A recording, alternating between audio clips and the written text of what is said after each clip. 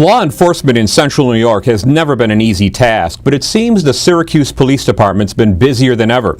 And with the recent and upcoming retirements of officers, it doesn't appear their caseload will decrease anytime soon. We'll talk about that and other issues facing the city with regards to law enforcement, but first, a welcome to this edition of Central here on Fox 68 and My 43. I'm Daniel Pluff. Welcome back to the program, and I'm delighted to introduce you to our City of Syracuse Chief of Police, Frank Fowler. First time for you and I meeting, Chief. It's a pleasure having you here to talk about some of these issues impacting the city. And, you know, I thought of some topics. We're going to bounce around a little bit. I'm hurrying through the intro just to get to my topics here, but we'll move around a little bit in terms of some things that are, happening within the city, Sure. What you see happening, etc. I should point out, you have been chief of police for 7 years, little over. Almost 8 years, and with the department since '89, thereabouts. Yes. That's okay. Correct. We'll talk a little bit about that too at the end, if that's all right. And in no specific order, but I thought I'd start out with something that happened this past summer. And of course, I'm going to go back to the near West Side, Sure. the Father's Day shooting that occurred and everything that happened from that point on. Chief, you were criticized by some for not saying enough at the time, not giving enough information about what happened there. Well, now that most of the investigation is over, Officer Francimone, correct? Officer Yes. Francimone has not only been cleared, but praised by the district attorney. I guess in a general sense, what happened that day? What went so horribly wrong in your view? I really don't know, but I really don't know for sure. But what I think happened is often put a perfect storm. Mm-hmm. Mm-hmm. You have a buildup of things that are occurring across the nation, and they're playing out in the public eye over mass media and social media, and then people are talking about it and communicating about it, and through those communications, people are sharing and they're affected by those things that are happening in the community. And then on that particular day, something happened in the city of Syracuse, and the public responded to it. And the response that we saw played out, and it was rather ugly.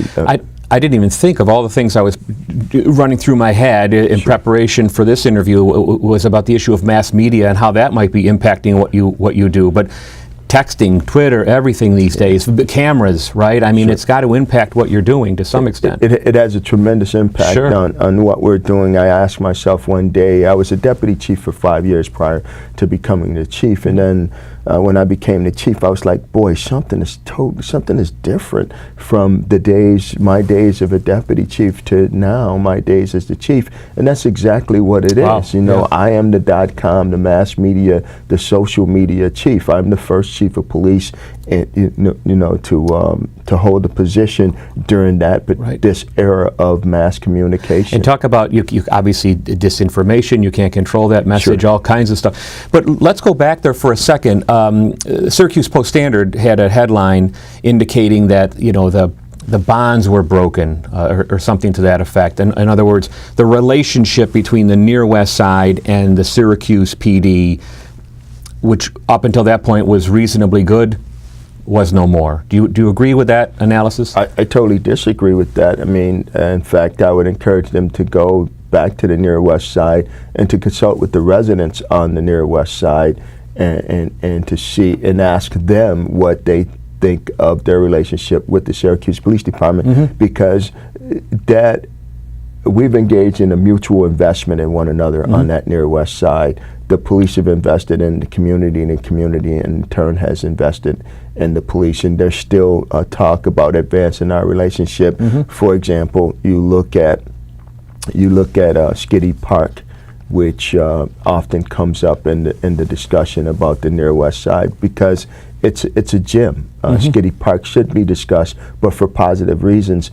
The Parks and Recreation Division is renovating a building in Skiddy Park. And one of the plans for Skiddy Park is for us to put a police storefront. That's because that's what the community has asked for. And I'm going to come back and talk to you more about community relations, but just one more thing on this near West Side, only because it tragically was such a big story, a big event, right?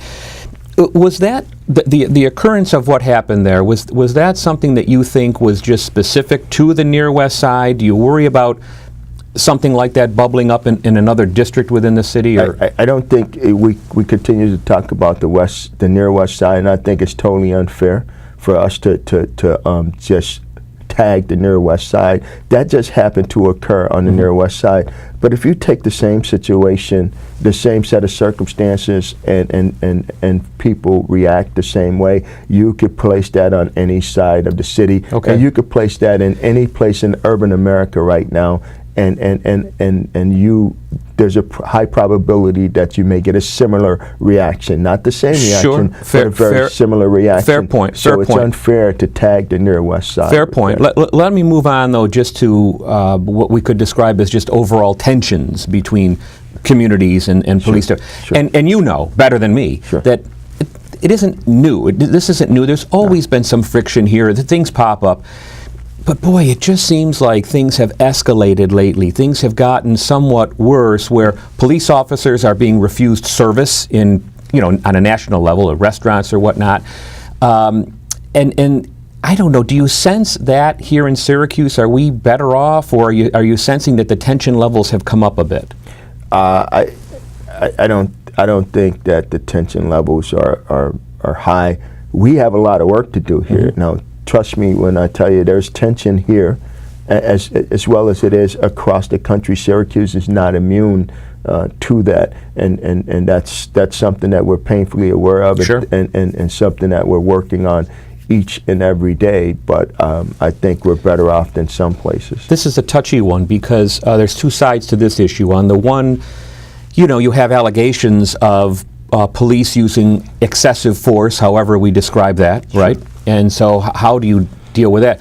But on the flip side, Chief, holy cow, you've got individuals, people in a community that have targeted police officers, shooting a cop in his patrol car, shooting a cop from a building, random. That's troubling at so many levels, don't you think? It is indeed. The community needs the police, and the police need the community. And if we want to rid our communities of crime, if we want to keep crime out of our community, if we want to drive down crime, the community and the police must work hand in hand together. I've said that from day one, and I'll continue to say it on my way out the door. How do you, assuming that you agree that to some level it may exist, how do we address those allegations of, again, however you describe it, excessive force? Anytime an officer shows up to a scene, there's heightened awareness there, to say the least, right? Yeah.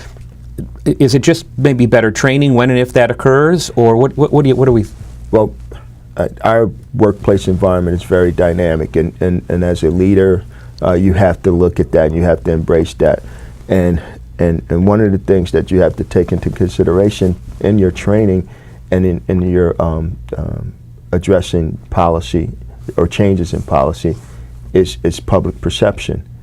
Even you may look at it and say, boy, this is what's alleged, but it doesn't appear to be true. It's not based in facts.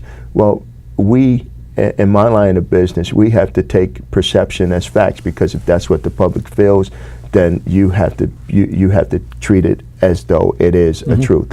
And so you have to constantly make your adjustments in your training and in your policies to address the public's concerns. And again, going on the other side of that, how concerned, how worried, if at all, are you, given what we've seen members of the community do? The thought of shooting a cop. I mean, I hate to even say the words, but it's frightening. It goes beyond just anger or whatnot. You're dealing with law enforcement here. How worried are you that we're seeing an escalation in that?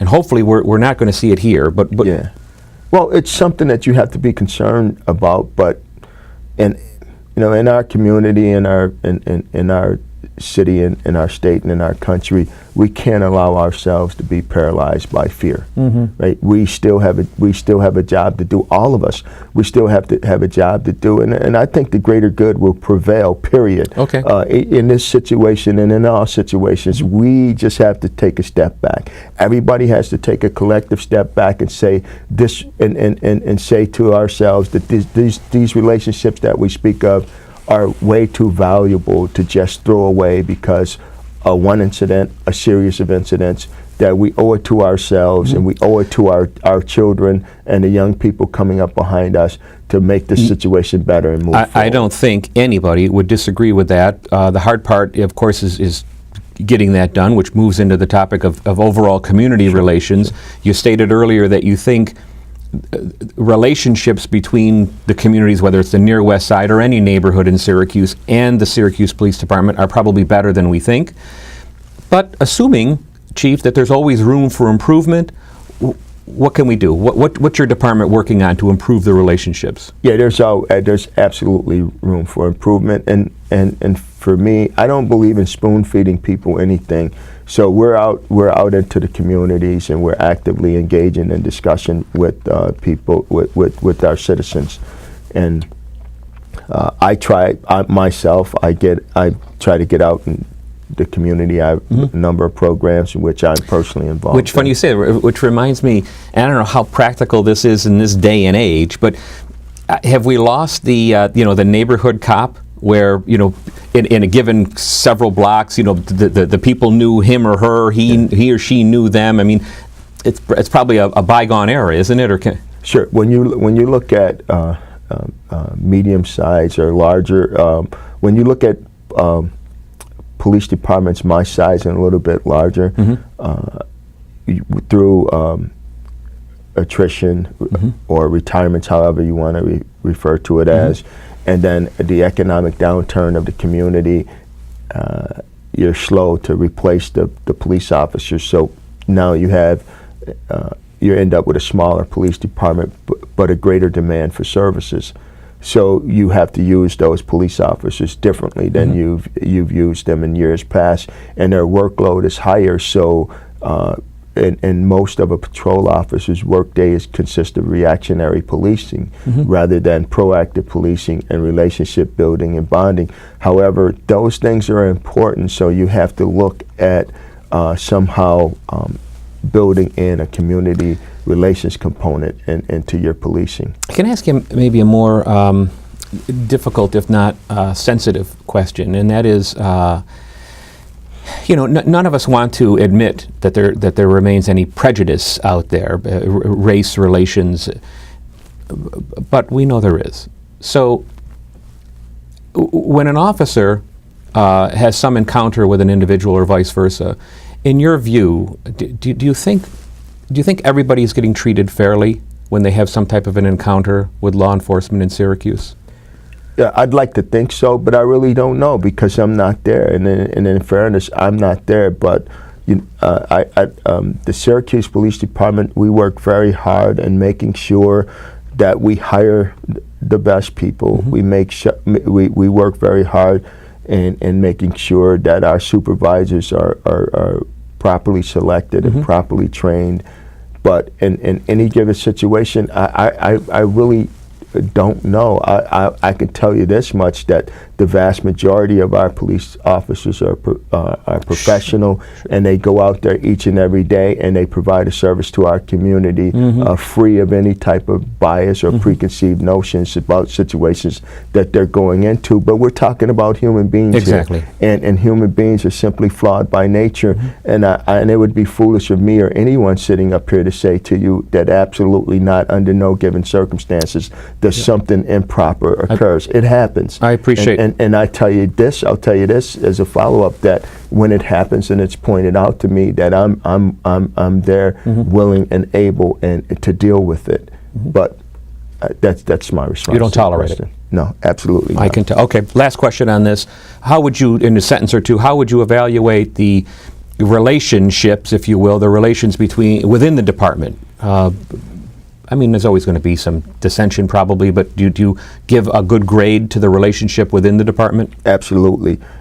Listen, there's,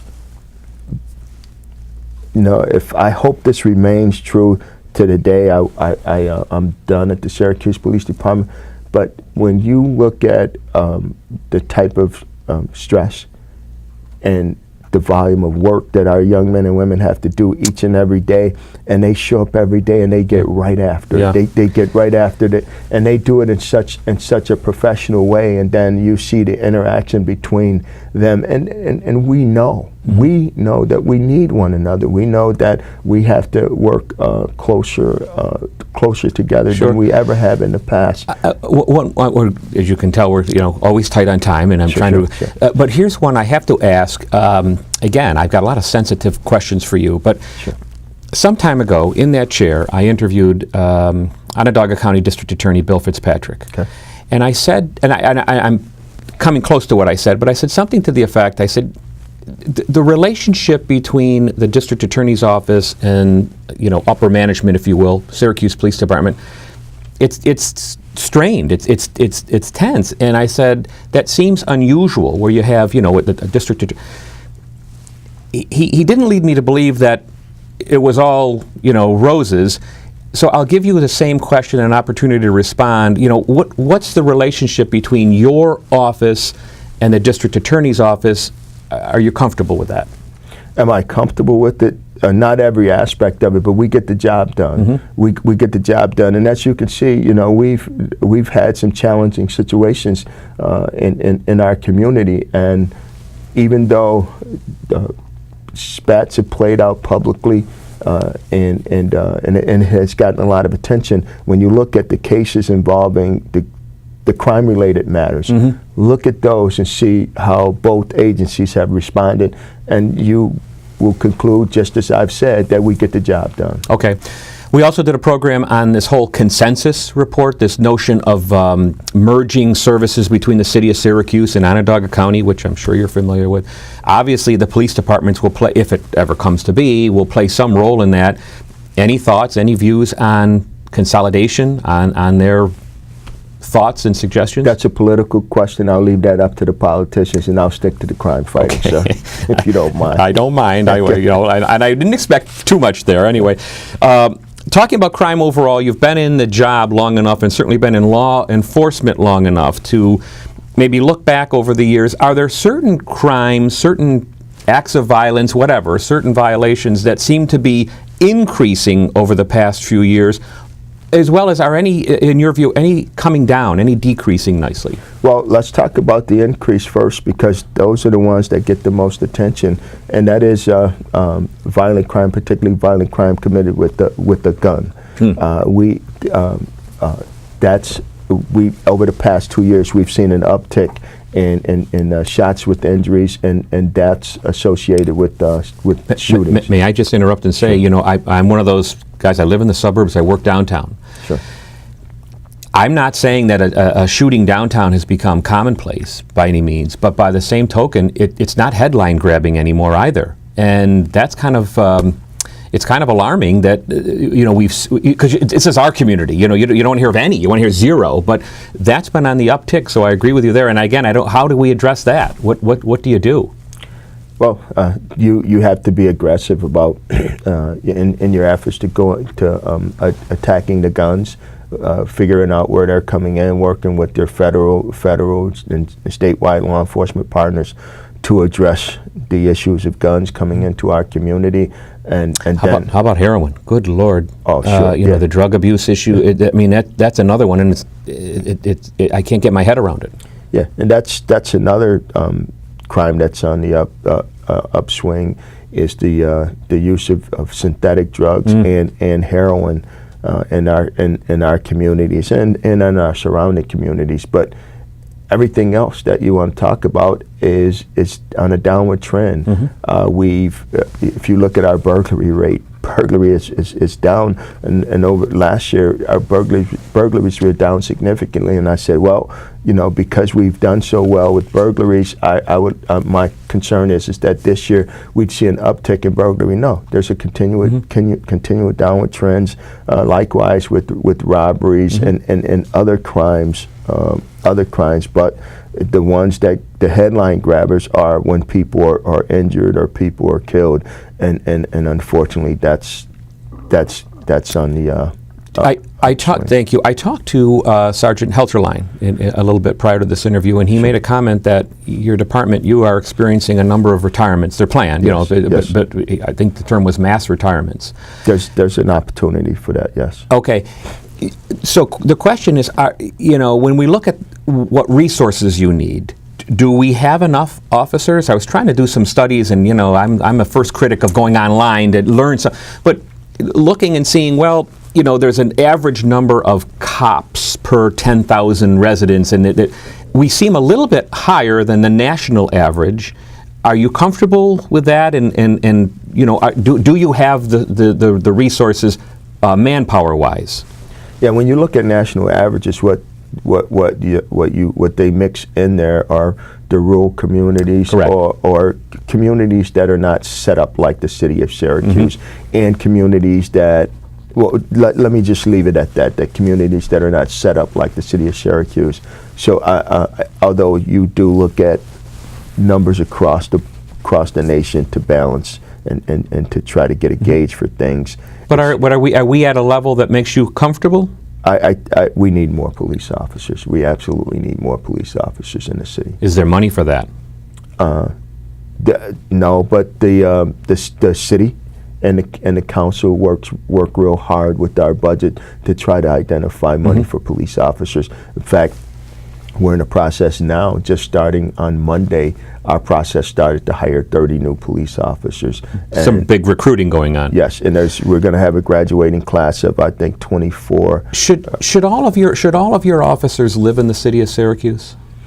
That's a tough question, and you ask me a question, I'm going to give you a direct answer. That's if I know it, and if I don't know it, I'm going to tell you that I don't know it. But that's one of the few questions that you can ask this guy right here, and you will find me firmly on the fence about. I think that our officers make a tremendous sacrifice each and every day, and their families make a sacrifice right alongside of them. So am I going to ask more of them? Am I going to ask that their families sacrifice more? They have a right to determine what their family looks like, where they want to be. Yeah, where they want to be, where they want their children to go to school at.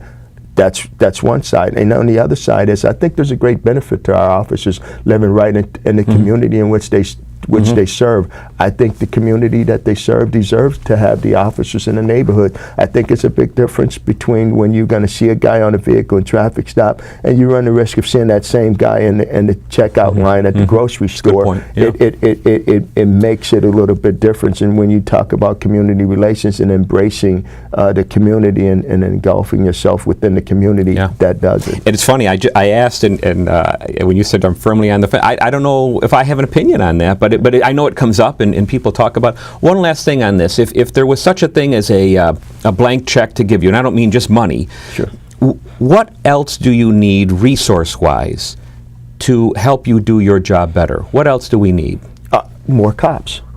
More cops. Having more police officers would enable us to engage in the various programs that the community is asking for. It would help us. It would help to assist us in our crime fighting efforts. And then there's a great deal of technology that's out there that will serve as a force multiplier to enhance those police officers that we have out there. Not your problem per se to solve, I understand, but the high levels of poverty in Syracuse. Is there anything that a police department can do about that? Absolutely. Really? Well, listen, when you drive down crime, right?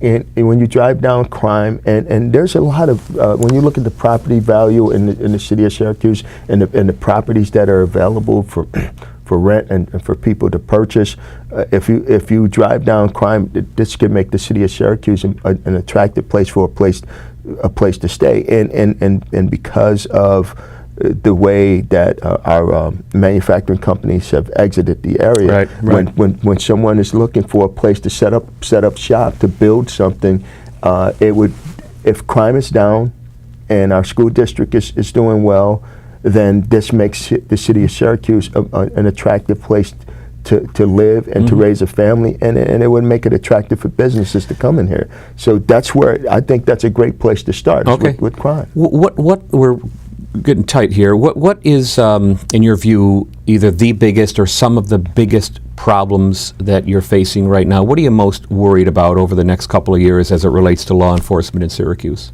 Yeah, the violence associated with guns, because that's what, as I said, that's what caused the most devastation within our community. And again, though, what do you do about that? There's so many guns on the street, right? I mean, even, and I don't, again, I don't want to offer any opinion here at all. I don't know that I have one, but even if you, quote unquote, eliminated the guns, there's so many out there anyway. And there's old line, the criminal will always get a gun, I guess, right? What do you do? I mean, I don't know what the answer is there. I don't know what the exact, it's a multifaceted problem, right? So you have to attack it from multiple angles. So there's no one answer, no one solution to the problem. You have to attack it on multiple fronts and from multiple angles using various resources. What's something that you're particularly proud of here? What's working well within your department since you've been chief? That's a difficult question to answer because I'm still the chief and I'm not. Oh, I'm not pushing you out the door. No. And the reason why I say that, I'm not the type of guy that's going to brag while I'm running a race. When I cross the finish line, that's when I'm gonna have. Although you're appointed by the mayor. Sure. Yeah. Mayor Minor is done next year. Yes. Reasonably good chance you'll probably step down at that point, or you don't know? Oh, I'm done. Oh, you are? Yeah. Okay. I'm going to be walking out the door with the mayor. Okay. I came in with the mayor. I'm walking out with the mayor. So there must be. I mean, then let me rephrase the question. There must be something that you're dying to get done between now and then. Any loose end you really want to tie up before? There's quite a few of them, but I'm not talking about them yet because I'll talk about them when they're done. But yeah, there's quite a few things that I have on my list to get accomplished, and I will. I will accomplish those things. So appreciate that, and appreciate you joining us for this interview. I mean, there's so much more I could get into with you, but it's difficult in the time we've got. Sure. But nonetheless, I want to thank you for joining us, and I do want to remind all of you that you can visit us online with any questions, comments, suggestions for shows. Go to foxsyracuse.com, click on the central icon, and send us any comments or questions that you do have. In the meantime, we might get you back before you step down and just maybe get a look back on some of those things you want to get done and maybe check the progress of what's going on in the city of Syracuse. But Chief Frank Fowler, I want to thank you for joining us. Appreciate your time today. We've got you in between appointments, actually, so I appreciate your time. Good to meet you. Nice to meet you. Thank you. Thanks. That's our program for this edition of Central from all of us here at Fox 68 and My 43. I'm Daniel Pluff. Thanks for watching.